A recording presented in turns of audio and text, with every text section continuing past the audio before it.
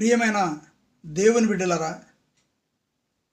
ఈ రాత్రి దేవుడు మనతో మాట్లాడుతున్న మాటలు తన భక్తుని ద్వారా, నా అతిక్రమములు నాకు తెలిసేనవి, నేను దేవుని కుమారునని చెప్పుకుంటూ, క్రీస్తు కుమార్తెనని చెప్పుకుంటూ, క్రీస్తును ఆరాధిస్తున్నామని చెప్పుకుంటూ, దేవుని మందిరంలోకి మేము ప్రవేశిస్తున్నాం, మా కుటుంబీకులంతా కూడా క్రైస్తవులమని చెప్పుకుంటున్నాను. నీవు దేవుని ఆజ్ఞలు కట్టడలు మాకు తెలుసని చెప్పుకుంటున్న నీవు ఆయనకు విరోధముగా ఆదామవులు చేసినట్లుగా నీవు కూడా ఆయన ఆజ్ఞను అతిక్రమించి పాపం చేస్తున్నావా? దానికి నీవు పరిహారం నొందాలి.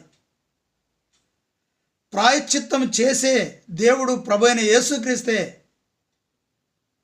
అందుకే మన పాపములను ప్రాయశ్చిత్తం చేయడానికి, మన పాపములను పరిహరించడానికి తన ప్రాణములను క్రయధనముగా మన కోసం అర్పించాడు.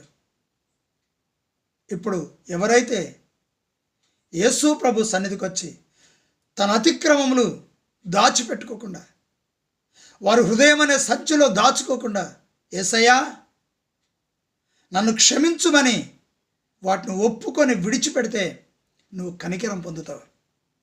ఈరోజు తప్పకుండా నాకు అన్నీ తెలుసని భ్రమపడకుండా, గర్వపడకుండా